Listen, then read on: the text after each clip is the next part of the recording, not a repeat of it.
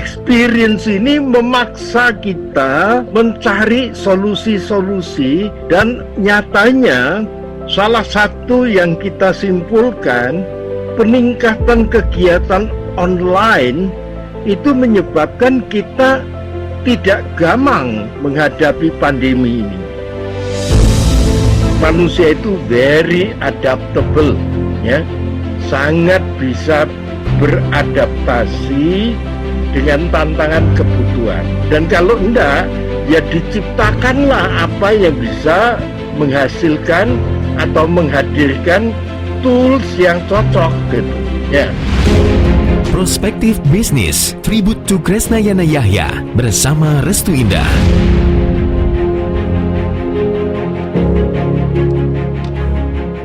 Ya baik, kawan, seperti yang sudah saya sampaikan bahwa pagi ini adalah siaran dan program khusus kami spesial tribute untuk Bapak Kresnayana Yahya. Jadi kawan, ketika kami mendapatkan kabar sedih atas berpulangnya Bapak Kresnayana Yahya tepat pada 1 minggu yang lalu, pada hari Jumat 5 Maret, memang kami berduka sedalam-dalamnya. Tetapi kami memilih untuk tidak terus larut kawan dalam kesedihan, tapi kami ingin menggelorakan nilai-nilai dan inspirasi baik dari seorang Kresnayana Yahya. Dan mudah-mudahan siaran kurang lebih 1 jam ini kawan akan menjadi bagian yang membahagiakan Bapak Kresnayana Yahya, sekaligus menjadi pahala yang tidak terputus jika kita percaya bahwa kebaikan ini membawa manfaat bagi yang lainnya. Nah kawan, dalam 1 jam ini kami akan putar ulang beberapa statement dari Kresnayana Yahya tentang berbagai hal. Dan tentu kami persilahkan untuk Anda ikut bergabung dalam program ini sesuai dengan tema atau cuplikan dan potongan-potongan statement dari Bapak Kresnayana Yahya yang akan saya sampaikan beberapa saat lagi. Jadi sebagai gambaran nanti akan kita tampilkan bagaimana statement Pak Kresna tentang dunia bisnis kita dengan perkembangan teknologi kita dan bagaimana dunia pendidikan. Dan kawan, pada penghujung 2020, pada waktu itu di hari yang sama, hari Jumat, kita memperdengarkan perbincangan tentang bagaimana prospek di 2021 dan apa catatan penting di 2020. Kita dengarkan statement dari Kresnayana Yahya. Tinggal 2 minggu ini kita akan melewati tahun 2020, tahun yang pasti tidak ada yang akan melupakan. Ada banyak tantangan, ada banyak pengalaman, ada banyak tekanan yang menyebabkan kita jadi cerdas. Experience ini memaksa kita mencari solusi-solusi, dan nyatanya salah satu yang kita simpulkan, peningkatan kegiatan online itu menyebabkan kita tidak gamang menghadapi pandemi ini. Ada solusi-solusi digital yang membuat kita dipaksa belajar, dipaksa mencari penyesuaian agar kehidupan ini tetap jalan gitu. Dan ini memberikan, katakanlah, lesson learned sangat berharga, dan tanpa sadar kita semua dipaksa belajar. Ya kawan, itu beberapa catatan penting yang disampaikan oleh Pak Kresna waktu itu. Saya menggarisbawahi tentang betapa kegiatan online ini bisa menjawab kegamangan kita di tahun 2020 di mana pandemi itu datang sekitar bulan Maret pertama kali masuk di Indonesia, dan semua plan kita yakin berantakan. Tetapi dengan adanya kegiatan online, paling tidak itu bisa mengurangi keraguan-raguan kita. Sebab ada beberapa hal yang bisa kita lakukan. Tadi ada lesson learned, ada pembelajaran yang baik tentang apa yang terjadi, yaitu dengan bisnis yang lebih modern berbasis online, sehingga tadi Pak Kresna menyatakan kita dipaksa ya untuk belajar. Kata dipaksa untuk belajar karena kita yakin bahwa manusia itu mampu untuk menyesuaikan diri. Nah kawan, Anda sendiri bagaimana menjawab tantangan pada masa pandemi dalam bisnis Anda? Kira-kira apa kreativitas yang sudah dilakukan oleh Anda sendiri atau perusahaan Anda bertahan dalam masa pandemi? Nah, sekarang saya sudah tersambung ini dengan Mas Arief ya, yang sudah bersama saya. Selamat pagi Mas Arief. Ya, selamat pagi Mbak Arsu. Bagaimana kabar? Alhamdulillah baik Alhamdulillah. sekali. Terima kasih ya Mas ya menyempatkan untuk mendengarkan potongan statement dari Pak Krisna. Dan Mas Arief sendiri pernah menjadi narasumber dalam diskusi kami ya Mas ya? Iya. Oke. Mas Arief boleh cerita sedikit ini ya Mas ya, kalau di perusahaan Anda sendiri bagaimana Mas Arief? Ya Mbak Arsu. Jadi sebetulnya ini ya, minggu kemarin saya masih benar-benar shock ketika Pak Krisna yang kita hormati ini mendahului kita. Saya yakin beliau akan mendapat tempat yang terbaik di sisinya. Amin, amin Mas. Ya, banyak sekali sebetulnya yang saya serap ketika puluhan tahun yang lalu. Saya juga menimba ilmu dari beliau, dan banyak sekali ilmu-ilmu praktis ya, berdasarkan valid data, ya. Informasi-informasi yang terseleksi menjadi data yang sangat berguna. Dan kebetulan saya sebagai profesional yang sebelum masa COVID, kalau boleh dibilang 80% waktu saya traveling untuk Asia Timur ya. Mulai Thailand, Korea, Vietnam, Filipina. Saya masih ingat Februari 2020 masih sempat ke India waktu itu. Nah, masa COVID memaksa kita betul-betul untuk survive, ya. Nggak hanya untuk sekedar bisa tumbuh, ya, bisa mengadopsi situasi yang sangat berat ya Mas ya. Iya, sangat berat dan pelan-pelan semakin gradually turun ya. Tapi untungnya kita memiliki tim yang sangat solid, sehingga mulai praktis Maret ya. Maret kita nggak bisa traveling kemana-mana. Sehingga dari Singapura saya juga kembali ke Surabaya. Sampai sekarang belum bisa traveling keluar. Jadi praktis semuanya kita lakukan dengan online. Kita memanfaatkan aplikasi, maaf ya, mungkin Teams atau Zoom. Jadi banyak rekan bisnis kita yang awalnya tidak terbiasa untuk melakukan komunikasi online, kita terpaksa harus melakukan ya, itu. Untuk pakai ini. Iya. Dan hampir tiap minggu kita ini Mbak Restu, melakukan koordinasi itu gantian ya, mulai dari masing-masing negara tadi. Dan akhir tahun 2020, alhamdulillah beberapa negara kita masih memiliki positif growth, pertumbuhan. Hanya sebagian mungkin Filipina sama justru Vietnam kita agak drop hampir 40%. Tapi untuk Thailand dan negara lain masih positif. Ya, jadi tadi kalau Mas Arief bilang kita akhirnya memang dipaksa untuk menjadikan digital ini sebagai solusi kita ya Mas ya, agar kita masih bisa terhubung. Tapi sebelum pandemi, apakah cara-cara ini juga sebetulnya dilakukan meskipun tidak terlalu intens barangkali ya Mas? Iya, kita punya monthly meeting juga sebetulnya. Tapi dengan pandemik ini lebih frekuent. Hampir tiap minggu kita melakukan rutin. Ya, satu hal yang ini Mbak, yang saya ingat dari Pak Krisna, kita harus bisa membaca peluang Di saat peluang itu justru semakin kecil. Ya. Anda sendiri akhirnya menemukan apa ya Mas ya dengan statement yang mungkin tertanam betul begitu ya kata-kata Pak Kris ini? Iya, justru di saat saya nggak bisa traveling ke luar negeri, kita mengoptimalkan potensi-potensi yang ada di dalam negeri.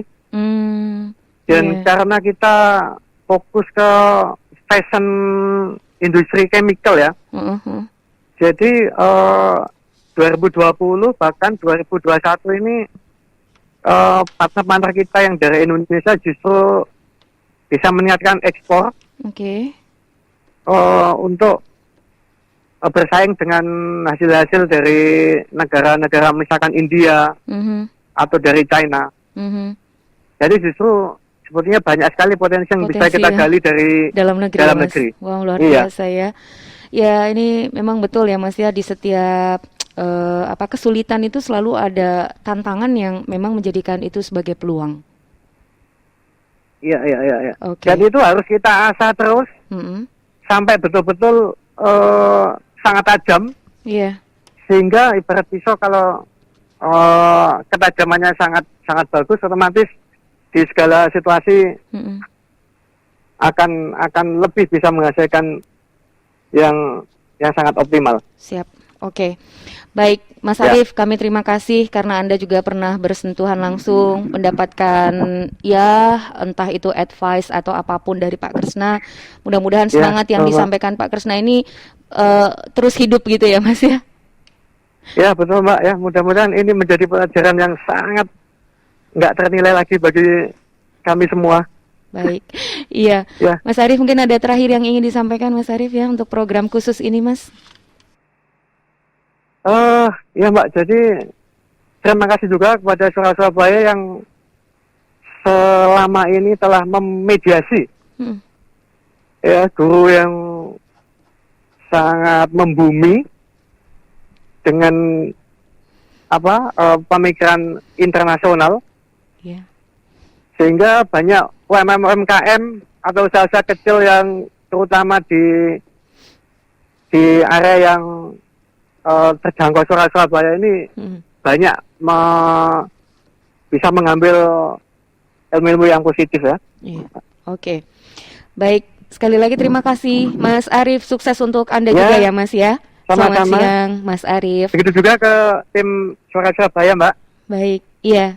Terima kasih semangatnya. Ya, amin. Sukses selalu ya Mas Arief, selamat pagi dan sehat selalu. Ini Mas Arief Sundoko, kawan dari Pale Color Asia Pacific ya, yang pernah menjadi narasumber, sekaligus awalnya dulu adalah pendengar juga ya. Seingat saya Mas Arief ini beberapa kali masuk di program Prospektif Bisnis, kemudian kami pelajari backgroundnya dan rupanya beliau juga murid dari Pak Kresna.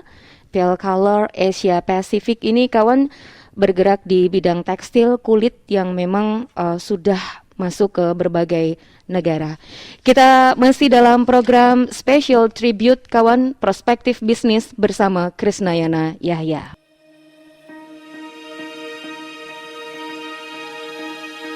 Bisa dipraktekkan lagi kok gayanya Pak Kresna dulu nih gimana? Begitu. Nggak bisa ini. Karena seperti ini, jadi solusinya tidak seperti itu. Saya berani ditantang.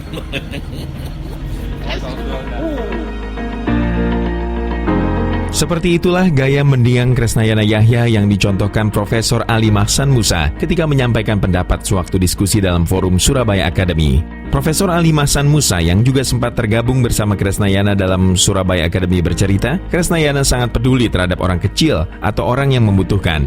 Bahkan ada program yang digagasnya yang memang concern terhadap orang-orang kecil itu. Menurut saya beliau itu, kalau kelebihan beliau itu data. Jangan bicara data, kalau udah bicara sebuah startup, program besar, bicara pengembangan, bicara apapun, kalau datanya tidak valid itu. Sama memandang Pak Kresna itu kelebihan beliau. Kalau jenis pengetahuan itu ada instrumental, ada interpretative knowledge. Beliau itu yang paling jitu bicara critical knowledge, artinya pengetahuan itu untuk membebaskan kesulitan orang. Tapi beliau, kalau boleh saya menegaskan, beliau selalu memandang ilmu itu critical knowledge, dan itulah yang paling mulia mestinya, bahwa ilmu itu tidak di menara gading. Ilmu untuk orang kecil tadi itu critical knowledge itu kemudian itu tidak hanya diomongkan gitu loh. Akhirnya itu Pak Krisna ya juga yang selalu mengadakan koperasi Setia Kartini Wanita. Itu Pak Krisna juga, itu orang itu concern pada orang-orang wanita yang dalam keadaan sulit itu, yang waktu itu malah kita ajukan dapat award juga. Itu begitu concern, begitu ingin ikut mengembangkan, ikut bagaimana memotivasi, itu luar biasa. Itu menurut saya betapa sebenarnya beliau itu sekali lagi sebagai seorang ilmuwan ya, intelektual ya, tapi kok justru komitmen terhadap orang kecil yang kudu diwongne sungguh muyu misalnya, itu menurut saya serius banget gitu loh beliau. Sosok Kresnayana Yahya bukan hanya untuk diteladani, tapi gagasan-gagasan Kresnayana Yahya sudah seharusnya diteruskan oleh generasi selanjutnya.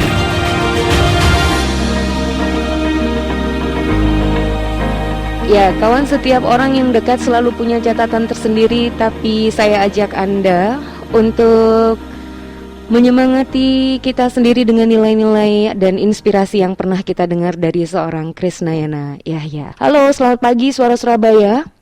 Selamat pagi Mbak Linda. Mas Daniel, silakan. Iya, silakan. Yang pertama turut berduka cita tentang apa yang pernah dilakukan oleh almarhum. Ya. Saya pernah punya pengalaman spesial sama beliau, Mbak. Iya. Suaranya nggak terlalu clear gitu ya Mas Daniel ya. Mungkin apa di loudspeaker kali ya? Iya. 2014 saya pernah punya pengalaman itu sama beliau, Mbak. Ada suatu acara waktu itu. Okay. Lalu dalam acara itu beliau sempat mengeluarkan statement yang sampai sekarang saya masih ingat dan memotivasi saya untuk membranding diri saya. Seperti itu. Waktu itu beliau kurang lebih bilang seperti ini. Kalian harus membranding diri kalian secara personal. Gitu. Yeah. Nggak perlu menjelaskan siapa kalian, lakukan apa yang kalian bisa gitu loh. Secara nggak langsung itu nanti akan membranding personal kalian itu. Jadi nggak perlu kita berbusa-busa menjelaskan siapa kita gitu loh. Yeah. Tapi track record kita nanti yang akan menentukan. Oh, betul. Seperti itu poinnya. Dan sampai sekarang akhirnya memotivasi saya untuk membranding diri saya gitu loh. Untuk karakter saya siapa gitu kan. Track record saya seperti gimana itu. Ya, gara-gara katanya Pak Krisna waktu acara itu. Iya, luar biasa ya Mas ya. Pemikiran-pemikiran yang memang kayaknya sederhana, tapi ternyata ketika kita lakukan itu benar-benar bisa membuat sesuatu gitu kan ya, Mas Daniel. Betul Mbak, betul. Walaupun itu kan 2014, berarti kan sekitar 7 tahun yang lalu gitu kan. Iya. Dan memang butuh proses untuk membranding diri kita, tidak bisa instan. Gitu. Siap. Oke, baik. Terima kasih kenangannya. Jadi saya merasa kehilangan juga sosok beliau. Iya. Padahal tahun ini saya udah punya tempat untuk paling nggak ada kedepannya mau buat acara-acara motivator seperti itu gitu untuk anak-anak muda. Iya, baik. Jadi ya, tapi motivasi yang nanti saya perdengarkan satu-satu selama 1 jam ini mudah-mudahan jadi kenang-kenangan yang sepanjang masa ya. Iya Mbak. Oke. Baik Mas Daniel. Beliau sudah sangat berjasa buat kita semua lah. Iya. Termasuk saya juga mengingat statement beliau yang akhirnya bisa merubah diri saya serta membranding personal diri saya. Alhamdulillah. Iya Mas. Saya ikut senang ya. Terima kasih. Selamat pagi. Baik. Terima kasih Mas Daniel Rorong. Suara Surabaya. Halo. Selamat pagi. Assalamualaikum Mbak Restu. Waalaikumsalam Pak Iwan. Iya. Waduh. Ini yang nggak pernah absen sama kami ya Pak Iwan ya. Iya, dan saya selalu mengikuti dengan selamat pagi Bapak Kresnayana gitu ya. Betul. Ya. Begini Mbak Restu. Saya tertarik dengan poin yang tadi diingatkan oleh almarhum Bapak Krisnayana, yaitu bahwa manusia itu adalah makhluk yang adaptable, yang selalu siap untuk beradaptasi dan selalu siap untuk menyesuaikan diri dengan keadaan yang harus dihadapi karena situasi. Nah, di situ saya ingin menggarisbawahi satu hal, Mbak. Tadi beliau menyatakan digital system itu menyebabkan online itu maju. Saya ingin meninjau ke arah pendidikan online. Boleh, Pak. Di sini pendidikan online itu sangat bagus. Karena paling tidak memberikan kesempatan bagi anak-anak walaupun tidak datang ke sekolah, dia masih bisa belajar. Tetapi kita harus menyadari bahwa pada saatnya kelak kita sudah bisa kembali tatap muka di dalam kelas. Ada beberapa topik, beberapa subjek yang kalau perlu diulang. Contohnya adalah pelajaran tentang fisika, Mbak. Fisika itu tanpa pembuktian, tanpa praktek, demonstrasi di laboratorium atau apa, itu kadang-kadang sulit diterima nalar gitu. Betul. Saya punya potongannya ini, Pak Iwan, persis dengan apa yang Anda sampaikan. Karena kita ingat ya waktu itu beliau sempat menyampaikan bagaimana jalan cerita uap air itu, terus bagaimana hitung waktu dengan pantulan matahari dan lain sebagainya. Betul sekali. Dan itu perlu untuk nanti diulang. Baik. Karena bagaimanapun juga kita tidak bisa cuma belajar dari jenis-jenis ilmu yang ada di entah yang namanya online, entah yang namanya berbagai software, tapi kenyataan lapangan itu kita harus paham ya. Siap. Dan juga satu hal, Mbak Restu, yang kelihatannya sepele, misalnya kita melakukan pengukuran. Pak. Pengukuran itu bisa meter, bisa feet, bisa kilometer. Tapi kalau kita tidak pernah melakukannya sendiri, nggak pas itu, Mbak. Sebuah batang misalnya panjang 1 meter, dia caranya ngukur. Nah, itu perlu ada demonstrasi yang nyata. Kalau lewat online, walaupun gitu, tapi 3 meteran, terus 3 barangnya yang bercaranya, nah itu. Itu Pak Krisna menyebutnya biasanya experience gitu ya. The new experience yang memang mesti harus dijabarkan selain pembelajaran secara online.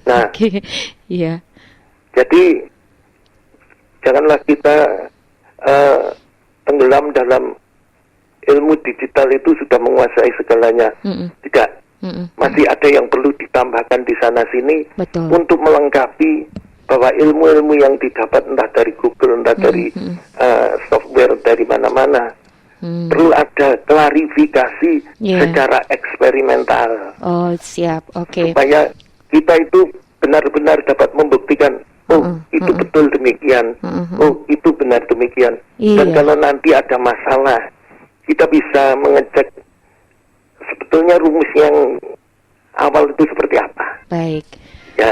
Seperti itu akan membuat orang selalu siap beradaptasi. Ini PR kita juga ya. Makasih banyak ya Pak Iwan. Sekali lagi, semoga Pak Krisnayana diterima di sisi Allah dengan segala kebesarannya. Amin. Amin Pak. Terima kasih banyak. Waalaikumsalam warahmatullahi. Suara Surabaya silahkan. Pagi Mbak Restu. Selamat pagi Pak Halim Pranata. Tribut to Pak Krisnayana ya Mbak Restu. Iya Pak. Saya mengenal beliau sejak beliau terakhir jadi Ketua AMA Cabang Surabaya. Jadi sekitar 20 tahun lalu ya. Iya Pak. Kalau teman-teman saya mengenal beliau, mendapat pengajaran dari beliau itu sebagai dosen bidang teknik ya. Kalau saya kuliahnya ke accounting, jadi belum pernah ketemu beliau. Jadi teman-teman itu banyak yang bilang, oh mantan dosen saya di sini. Ternyata beliau banyak ngajar di berbagai universitas. Nah, saya benar-benar terinspirasi oleh Pak Krisna, banyak mendapat berkat dari Pak Krisna melalui seminar-seminarnya. Iya Pak. Mbak Restu kan juga tahu. Saya dulu sering on air zaman Pak Krisna dulu sama Mbak Restu ya. Iya Pak. Tapi karena sulit masuk belakangan, wah sudah susah daya linknya ke SS. Oke. Termasuk ikut seminar Pak Krisna di gereja, itu banyak sekali inspirasi, banyak masukan. Ya sungguh tidak menyangka beliau secepat itu ya. Iya Pak. Orangnya energik, sering ketemu di mall, sering kemana dengan istrinya, Betul. Ibu Esther. Bu Esther. Nah jadi saya pikir waktu itu kena sakit ini, beliau bisa melewati gitu loh ya. Tapi ternyata Tuhan memanggil Pak Krisna. Iya. Ya, makasih Mbak Restu. Pagi. Sama-sama, terima kasih. Selamat pagi Pak Halim Pranata. Baik, kawan, beberapa waktu yang lalu kami juga membahas tentang pendidikan di masa pandemi. Tadi saya sudah menyampaikan kepada Pak Iwan ada potongan tentang pendidikan di masa pandemi yang nanti juga akan saya perdengarkan. Jadi belajar dengan pola jarak jauh ini digambarkan bahwa separuh lebih itu memang belum menimbulkan efektivitas belajar. Ya, jadi 60% guru itu juga merasa ini pekerjaan apa ya gitu ya, kok sepertinya dia tidak pernah dipersiapkan untuk itu ya.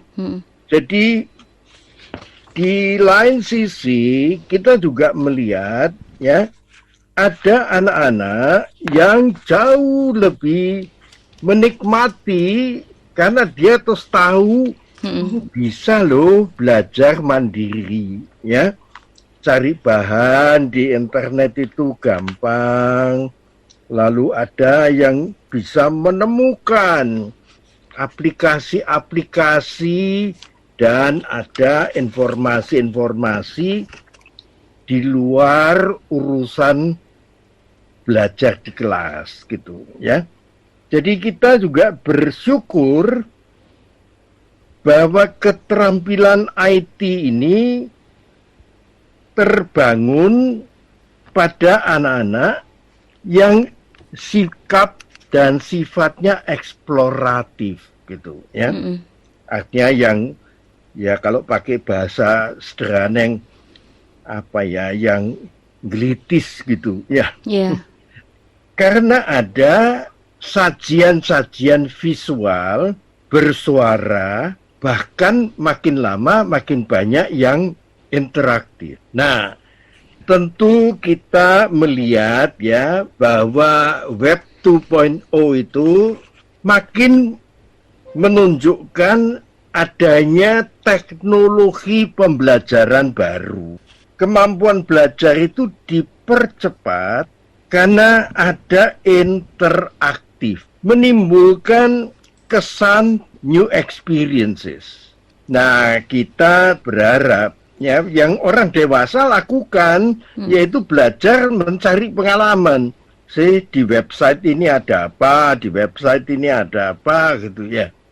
Dan itu tentu merangsang ide, merangsang next question gitu.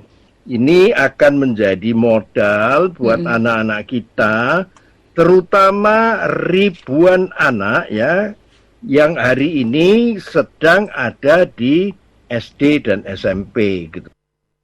Ya, kawan, ini perbincangan yang kami pernah perdengarkan di Suara Surabaya dalam Inspirasi bersama Krisnayana Yahya tentang pendidikan di masa pandemi.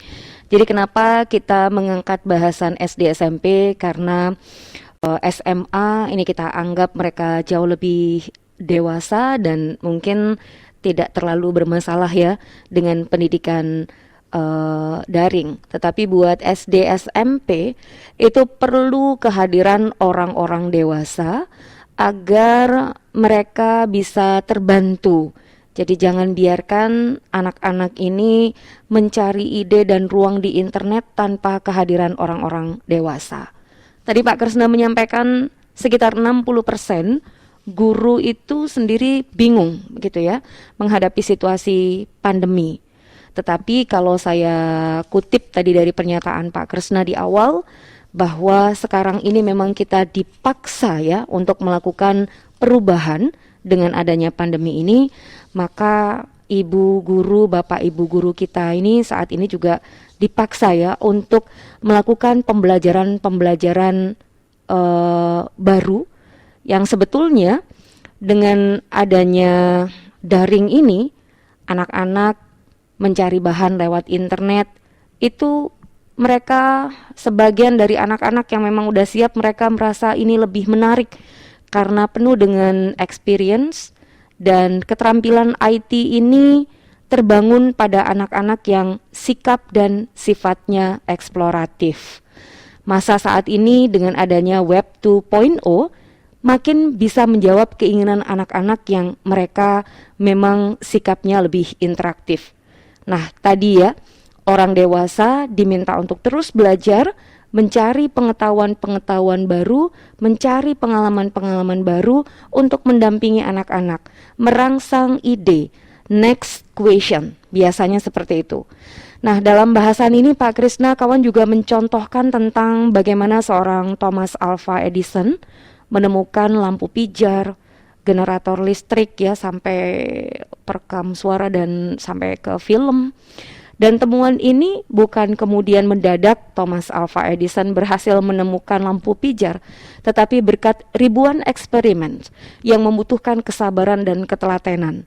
Dan eksperimen ini membuat rasa penasaran semakin ingin menemukan hal-hal baru. Nah, di sini Pak Kresna ingin menyampaikan bahwa teknologi bisa membantu anak-anak kita membuka cakrawala pengetahuan dan ide-ide baru, menemukan keunikan-keunikan dan tata cara mencari informasi dengan cara baru. Dan wisdomnya adalah buah kesabaran. Artinya bahwa tadi penasaran, ketelatenan, kemudian kesabaran itu tadi itu butuh juga ya, butuh waktu. Mungkin ribuan kali eksperimen untuk menemukan sesuatu hal yang bernilai baik. Ini adalah wisdom yang sebetulnya tersirat ya dalam pernyataan Pak Kresna tadi. Nah kawan, pendidikan di masa pandemik jangan hanya dimaknai karena anak-anak gak bisa sekolah, bertemu dengan kawan atau guru, tetapi dengan keadaan yang memang menuntut perubahan, mengajak cara belajar yang berbeda. Bagaimana sebuah proses, bagaimana sebuah latihan, bagaimana orang dewasa juga ikut mempelajari ini. Nah kawan, pertanyaannya, sudahkah kita menggunakan internet menjadi ruang untuk menemukan ide dan membuka cakrawala baru, baik itu ilmu-ilmu dan nilai-nilai positif yang terkandung di dalamnya? Untuk perbincangan pagi ini special tribute to Perspective Business bersama Kresnayana Yahya yang setiap hari kami perdengarkan setiap hari Jumat ya. Dan ini menjadi acara spesial. Kami tampilkan potongan-potongan wawancara saya bersama Bapak Kresnayana Yahya agar inspirasi baik ini tetap bisa tergelorakan. Saya berterima kasih untuk Pak Arif, Pak Daniel Rorong, ada Pak Iwan, Pak Halim Pranata, kemudian juga ada Pak Alim Maskan Musa yang tadi memberikan statementnya tentang apa yang disampaikan oleh Pak Kres, bahkan tidak sedikit yang tadi akhirnya mengenang ya kebaikan dari seorang Kresnayana Yahya. Jadi kawan, untuk Anda yang ingin bergabung juga di tema pendidikan, di mana Pak Kresna ini menyampaikan pendidikan di masa pandemi ini, mengajak anak-anak kita ini menjadi anak-anak yang lebih kreatif. Jadi kemudian jangan dibalik, karena sesungguhnya teknologi itu ya memang positif negatif begitu ya, tetapi dari sisi positifnya ada begitu banyak anak-anak yang memang mereka merasa tertantang untuk menemukan ide-ide baru. Tadi Pak Iwan mengatakan bahwa memang tidak bisa berdiri sendiri ya, pembelajaran secara online harus ada pendampingan yang itu sifatnya adalah praktek-praktek ya, atau experience untuk anak-anak agar bisa merasakan bagaimana uap itu bisa menghasilkan air. Nah, uap menghasilkan air itu tidak serta-merta, hanya beberapa jam saja, tapi butuh pembuktian ulet, sabar, bagaimana prosesnya. Nah, kita sebagai orang dewasa ini memang diharapkan bisa menemukan ide-idenya ya. Dan kita belajar bersama bagaimana sesungguhnya untuk memanfaatkan dunia maya, dunia internet. Karena tidak sedikit juga ya anak-anak yang memang dengan adanya percepatan perubahan ini tidak siap, sementara orang dewasa itu biasanya anak saya jauh lebih canggih dari saya sehingga malah mundur. Padahal tidak. Nah, Pak Krisna mengatakan manusia itu diberikan kemurahan ya untuk mampu beradaptasi, sehingga saya sendiri melihat dari sosok Pak Krisna ini, beliau masih terus bersemangat ya. Apapun aplikasi-aplikasi baru itu kadang-kadang malah jauh lebih cepat Pak Krisna dari saya. Sehingga Restu ini lihat di ini. Aduh Pak Krisna kok udah segini gitu ya. Ternyata meskipun dalam generasi baby boomers mungkin ya atau sebelumnya, Pak Krisna merasakan ini semuanya tidak ada gap ya, asalkan kita mau belajar. Nah, dalam dunia pendidikan juga ada berbagai macam profesi baru yang diingatkan oleh Pak Krisna bahwa profesi yang dulunya memiliki peran sangat penting sekarang ini siap-siap tergantikan dengan makin berkembangnya teknologi. Paling tidak ada banyak profesi yang 10-15 tahun yang lalu punya peran yang penting menjanjikan juga, tapi saat ini berbagai profesi tadi sudah digantikan dengan kehadiran teknologi. Tetapi ada beberapa keahlian profesi yang sampai saat ini perannya tidak tergantikan dengan teknologi. Misalnya pelukis, sastrawan, seorang juru masak, chef, begitu ya. Juga mereka yang bekerja di bidang-bidang yang lebih menekankan pada desain, kemudian marketing, menulis laporan, dan arsitek. Ini masih butuh human. Keadaan semuanya penuh tantangan-tantangan yang harus dihadapi bersama-sama. Karena itu mari menyiapkan anak-anak kita. Orang tua harus bisa memandu anak-anaknya agar bisa mengetahui minat dan bakat yang mereka miliki. Secara garis besar, ada 2 minat dan bakat yang dapat dimiliki oleh anak-anak zaman sekarang, yaitu minat dan bakat untuk mengembangkan nilai intelektual dan vokasional. Itu kawan yang pernah disampaikan oleh Bapak Krisnayana Yahya. Dalam dunia pendidikan, beberapa hal yang tadi sudah saya sampaikan dan saya putarkan rekamannya, dan sekarang kita juga akan memperdengarkan satu hal yang pernah disinggung oleh Pak Krisna, di mana sekarang ini para pebisnis tidak bisa berpikir seperti biasanya, business as usual, sebab kita berjumpa dengan aneka pelanggan yang makin irasional. Kita tidak bisa lagi business as usual sebelum pandemi kita terapkan hari ini gitu. Harapan kita, mari kita hidup realistik gitu. Apa yang dapat kita kerjakan lewat teknologi, mari kita hadirkan gitu ya. Tapi kalau itu perlu cara dan gaya dan bentuk yang kita harus belajar, ya mari kita belajar gitu ya. Okay. Nah, ini kan istilahnya manusia itu very adaptable ya. Sangat bisa beradaptasi dengan tantangan kebutuhan. Dan kalau enggak, ya diciptakanlah apa yang bisa menghasilkan atau menghadirkan tools yang cocok gitu. Waktu itu Pak Krisna sempat menyontohkan ya, ada 3C yang perlu dilakukan karena bisnis itu tidak seperti biasanya, perlu ada hal-hal baru begitu ya. Jadi buat para tim marketing, mereka harus menguatkan yang namanya 3C, customer, competitor, dan capability. Jadi sederet pertanyaan itu harus kita munculkan agar kita paham siapa customer kita. Ide dan kreativitas kita ini harus ditampilkan agar kita bisa memenangkan persaingan yang ketat. Manusia very adaptable dengan tantangan dan kebutuhan, sehingga waktu itu pernah juga ya ada penelpon yang mengatakan bahwa Pak, saya sekarang susah untuk berkembang begitu, karena bisnis saya sudah tidak relate lagi dengan perkembangan zaman saat ini. Apa ya Pak? Saya ini seorang tukang foto keliling, di mana dulu begitu banyak orang yang memakai jasa saya, tetapi karena perkembangan zaman sudah tidak lagi orang membutuhkan foto keliling. Tapi ini langsung dimentahkan oleh Pak Krisna ya.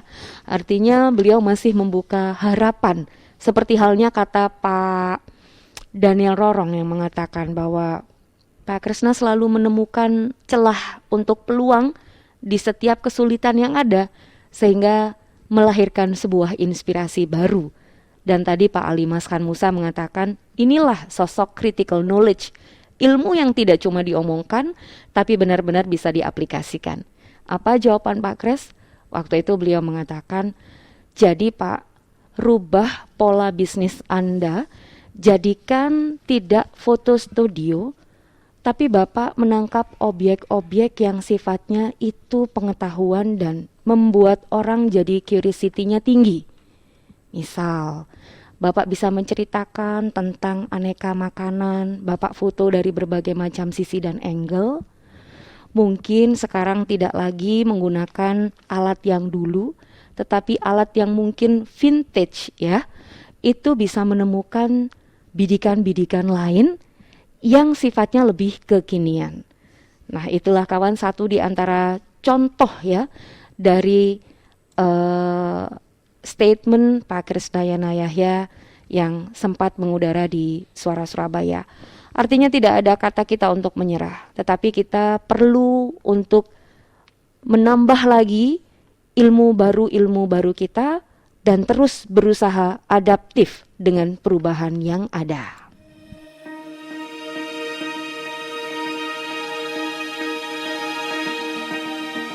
Mengingat Pak Krisna itu bukan untuk memorable gitu ya, tapi justru untuk bisa melanjutkan secara konkret pikiran-pikiran beliau. Pesan itu disampaikan Yoyong Burhanuddin yang juga pernah tergabung dalam Surabaya Academy bersama mendiang Krisnayana Yahya. Yoyong bercerita, banyak sekali pemikiran Krisnayana yang harusnya diteruskan, khususnya soal generasi muda. Prinsipnya Pak Krisna itu dia peduli kepada masyarakat, terutama peduli kepada generasi muda. Makanya banyak interaksi beliau dengan anak-anak muda, tidak hanya di Surabaya, tapi juga dia punya network dengan youth di luar negeri. Jadi setahu saya dia cukup peduli, dia belajar langsung dari anak-anak muda itu, tapi juga menginspirasi anak-anak muda itu. Nah, yang dibawa di Surabaya macam-macam, makanya kan ada YES dulu, Youth e-Society. YES itu khas Pak Krisna.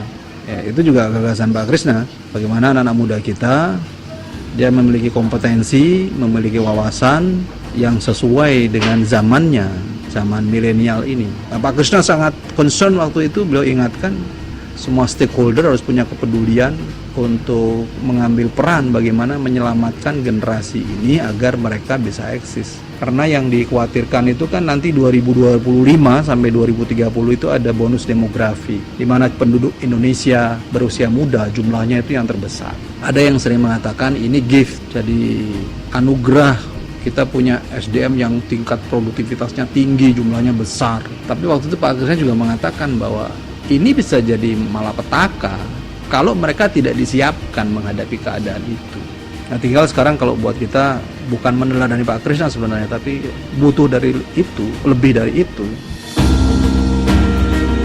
Krisnayana sering menyampaikan semua lini bisa ambil peran masing-masing dalam menyikapi bonus demografi. Semisal pemerintah yang harus punya program konkret bagaimana menyiapkan generasi muda bisa eksis di zaman sekarang.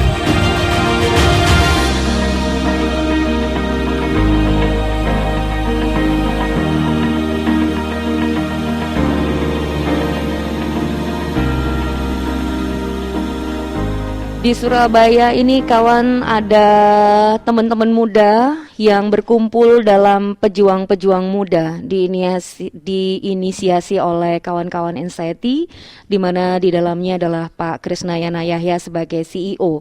Dan kawan, konsep pejuang muda juga pahlawan ekonomi saya dengar banyak diduplikasi di berbagai kota lainnya, menjadi nyawa buat perkembangan kota ini, di mana para ibu rumah tangga diberdayakan, anak-anak dipersiapkan untuk sama-sama menjadi seorang entrepreneur.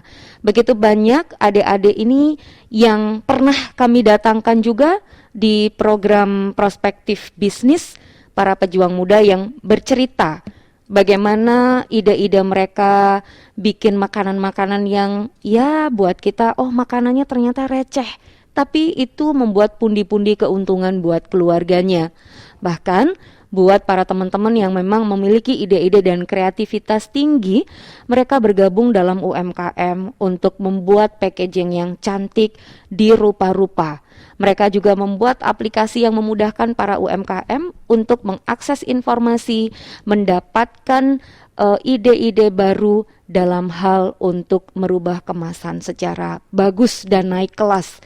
Kalau kita tanyakan apa sih sumbangsihnya pejuang muda dan pahlawan ekonomi, coba Anda tanyakan. Ini tersebar di wilayah Surabaya. Begitu banyak ya yang sudah mendapatkan aneka manfaatnya. Nah kawan, jadi sekali lagi bonus demografi tadi diingatkan oleh Pak Krisna bahwa ini harus disikapi dengan baik. Jangan sampai ledakan orang-orang muda ini adalah ledakan orang-orang muda yang memang tidak memiliki atau kurang memiliki kualitas yang tinggi sehingga daya saing menjadi rendah. Baik, saya jeda dulu untuk bergabung bersama kawan-kawan di ruang Gatekeeper. Silakan Aini. Ya, ini informasi yang lewat WhatsApp juga mengapresiasi ya untuk tribute Pak Krisnayana. Dan dari Pak Joni ini menuliskan, saya bersyukur pendengar setia Radio SS dari tahun 93 sampai sekarang. Dan saya banyak mendapat pengetahuan dan lain-lain, khusus untuk hari Jumat ada acaranya Pak Krisna. Saya juga dapat banyak belajar tentang pertumbuhan, statistik, dan ilmu-ilmu pendidikan, teknologi, dan bisnis, serta inspirasi yang luar biasa. Semoga apa yang ditinggalkan almarhum menjadi bermanfaat buat pendengar Suara Surabaya, dan luar biasa Radio SS menjadi mediasi dan informasi yang real sampai saat ini. Baik. Nah, almarhum memang tetap akan dikenang. God Amin. bless you. Terima kasih Dari Pak Joni. Gunadi ini juga memberikan apresiasi, sosok yang luar biasa ya, di ilmu pengetahuan yang luas, dan satunya di hiburan juga. Ini menggambarkan katanya gitu, Mbak Restu sama Pak Krisna itu seperti Rosi, sama juga seperti Didi Kempot katanya, yang luar biasa. Dari satu di ilmu pengetahuan, yang satunya juga hiburan. Ini diantara sosok yang digambarkan Pak Gunadi. Lalu dari Pak Ritma juga menyampaikan apresiasi untuk tribut Pak Krisnayana. Oke. Maksud Pak Gunadi ini kayak Rosi sama Didi Kempot gitu loh, ini kalau digandengkan gitu ya Pak Gun ya. Satu hiburan, satu ilmu pengetahuan. Terima kasih. Saya pribadi kehilangan partner kawan di hari Jumat, tapi mudah-mudahan semangat dari Pak Krisna terus bisa kita gelorakan. Prospektif Bisnis Tribute to Krisnayana Yahya. Kita sudah memasuki akhir kawan ya untuk edisi khusus spesial tribute ya untuk Prospektif Bisnis bersama Krisnayana Yahya. Saya ingin bacakan dulu beberapa pesan yang disampaikan oleh pendengar. Kata Bapak atau ini akun Filia Sari. Saya pernah ikut beberapa kali job survei dari Anxiety dan Pak Krisna banyak memberikan pelajaran mengenai data yang berkualitas. Ya, betul, karena beliau ini adalah pakar statistik, jadi apapun itu berdasarkan data yang ada, termasuk tadi yang sempat saya kutip tentang data bagaimana respon dari para pengajar pada saat pandemi ini. Jadi katanya 60% guru kita ini masih bingung sebetulnya ya. Oke, tapi mudah-mudahan makin kesini makin lebih settle lagi, sudah ada banyak pedoman-pedoman dan panduan untuk Bapak Ibu guru dalam pendidikan di masa pandemi. Jadi kita juga mengingatkan, kita sebagai orang tua jangan cuma nyalain guru ya. Guru itu susah banget ini di masa pandemi. Oke, dari Pak Josi Abri, mudah-mudahan Pak Krisna tenang dan damai. Terima kasih. Keilmuan dan pelayanan sosial luar biasa dari sosok Krisnayana Yahya. Beliau yang begitu gigih supaya kita bisa selalu mengelola data dengan smart, termasuk mendapatkan atau menjadi impact sosial yang baik dan berkelanjutan. Terima kasih Suara Surabaya, ini menginspirasi buat kita semua para generasi penerus. Amin, terima kasih. Dari Pak Romeo, saya penggemar berat, validitas data yang beliau berikan sungguh patut diacungi 2 jempol. Selamat jalan untuk Pak Krisna, ilmumu tidak akan pernah mati di hati dan pikiran kami. Oke, selanjutnya dari Pak Yigit Adi. Oke, ya ini terkenal dengan wawancara ya, karena memang panggilan Pak Krisna ini khusus itu. Biasanya begitu. Pak Hari Pramono juga seringkali mendengarkan kalau perjalanan dari Probolinggo Surabaya, mendengarkan Pak Krisna setiap hari Jumat. Mudah-mudahan tenang dan damai. Terima kasih.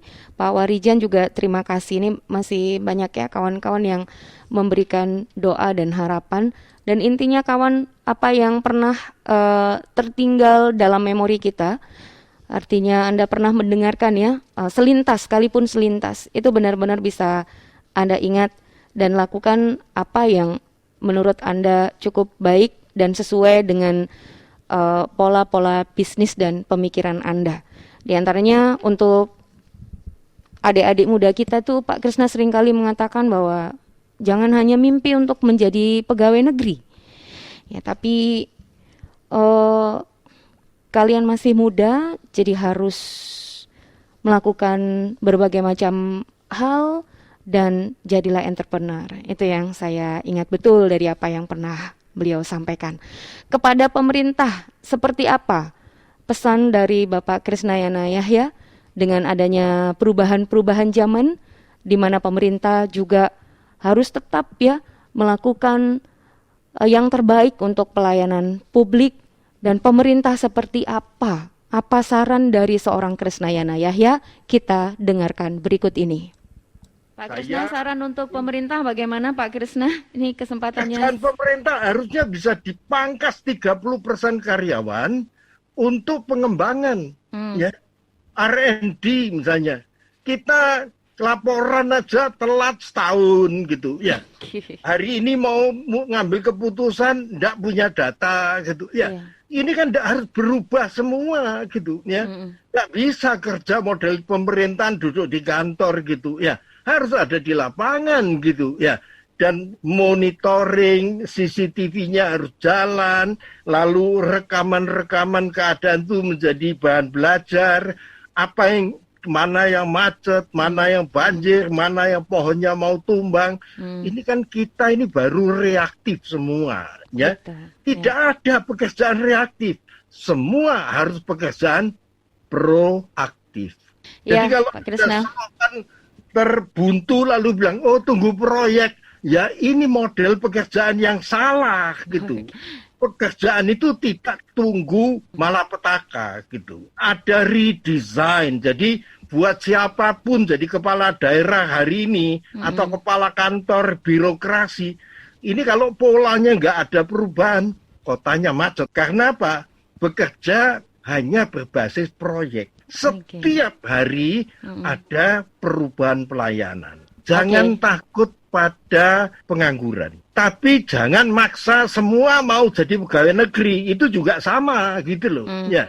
Ada banyak service provider, ada banyak keterampilan teknikal yang dibutuhkan.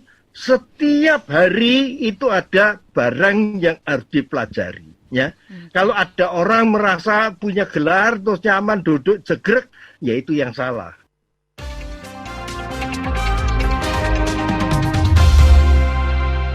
Ya, mudah-mudahan ada yang kesentil gitu ya dengan apa yang disampaikan oleh Pak Krisna. Jadi nggak zamannya lagi kalau kita itu jadi pimpinan duduk diam, asal Bapak senang, harus turun ke jalan, ngelihat bagaimana anak buah kita, terutama buat pemerintah yang memang punya amanah untuk layanan publik. Selamat pagi Suara Surabaya. pagi Mbak Restu. Iya Pak. Saya Pak Budi Sinoto Mbak. Inje, silakan Pak Budi. Melihat pengalaman yang terjadi pada Pak Krisnayana, saya berpikir bahwa sudah waktunya pemerintah melakukan inventarisasi terhadap sosok-sosok yang sangat bermanfaat buat masyarakat. Diberikan vaksin lebih awal. Seandainya Pak Krisnayana ini diberikan vaksin lebih awal, mungkin ceritanya bisa beda. Oke. Jadi saya berharap ada inventarisasi terhadap sosok-sosok yang sangat berguna buat masyarakat dan diberikan prioritas untuk vaksinasinya. Baik Pak. Matur nuwun. Sama-sama Pak, terima kasih. Teman-teman dari ITS ya, keluarga besar ITS, partner ataupun para mahasiswa, banyak sekali yang WA dan DM saya. Waktu pertama kali mendengar informasi berita duka meninggalnya Pak Kris, jadi yang terkenang, waduh sosok Pak Krisna itu kalau beri nilai juga royal, orangnya baik, ada yang nggak bisa bayar SPP langsung dibayar dan lain sebagainya begitu ya.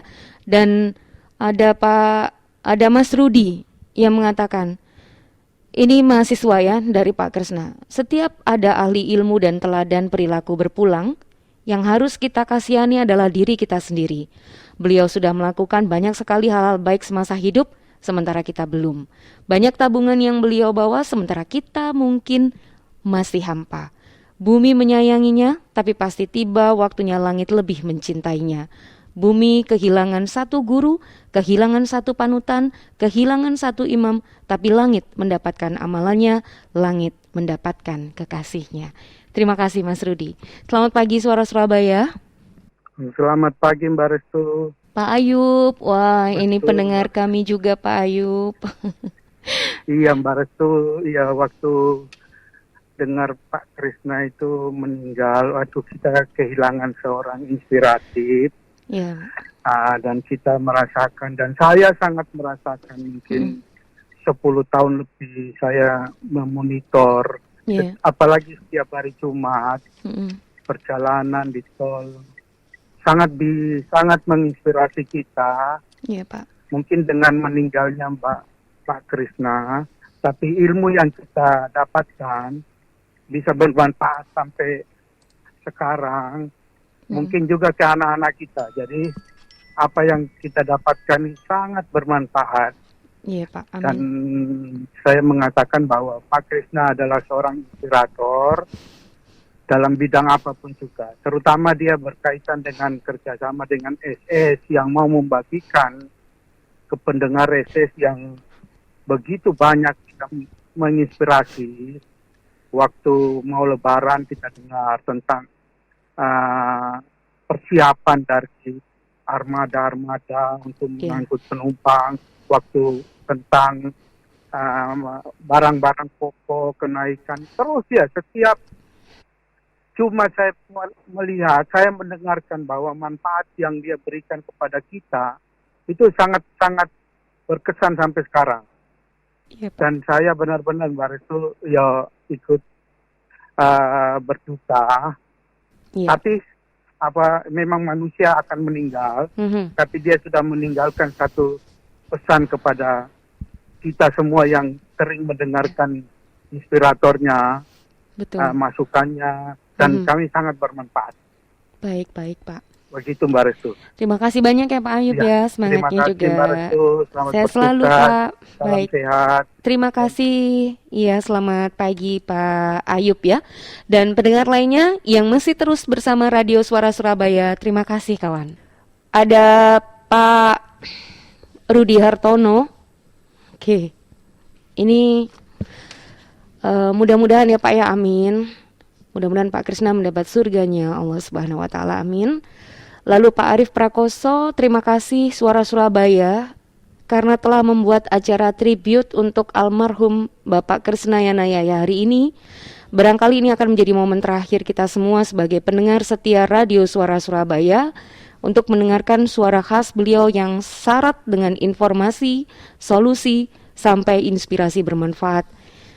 Pak Arif Prakoso mengatakan saya pribadi sudah mengikuti acara Perspektif Bisnis sejak 10 tahun lalu pasca menjadi warga kota Surabaya yang hijrah dari Jakarta dan nyaris selalu didampingi bersama, ya betul Pak, dengan saya. Dan ucapannya selamat jalan, mudah-mudahan mendapatkan tempat terbaik, tenang di alam sana, amin. Dari Pak Ahmad Syafi'i, kalau teringat Pak Krisna sang motivator, yang khas itu suaranya yang sangat inspiratif.